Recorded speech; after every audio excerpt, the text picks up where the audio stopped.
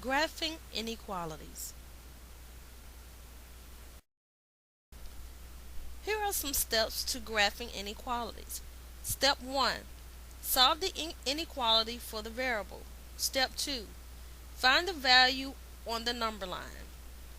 Step 3. Determine whether it is an open or closed circle. Step 4. Shade to the left for the less than or less than and equal to sign. Shade to the right for the greater than or equal to sign. Note to remember, if you multiply or divide by a negative number, you must flip the inequality sign. Okay, so let's look at how to graph the inequalities shown here. X is less than 2. So here, since x is less than 2, then that means the arrow, the line, should go to the left, and it's an open circle.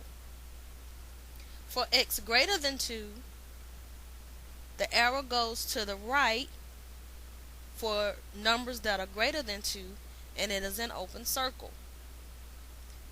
For x less than or equal to 2, the line goes to the left, and it is a closed circle.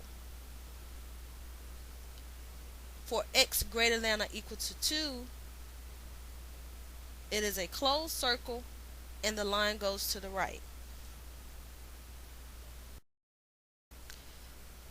Example 1.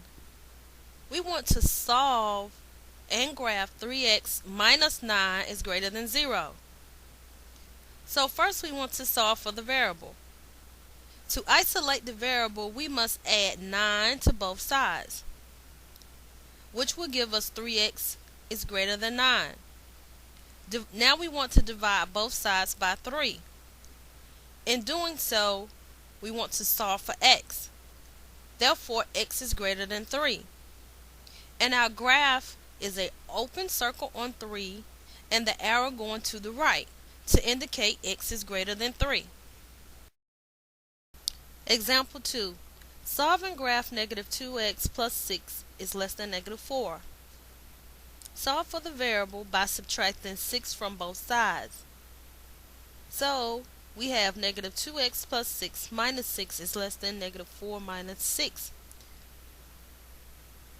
Now we want to divide both sides by 2, and when we're done, flip the sign. So we have negative 2x is less than negative 10. Now we want to solve for x. Remember to flip the sign when multiplying or dividing by a negative number. So we get x is greater than 5.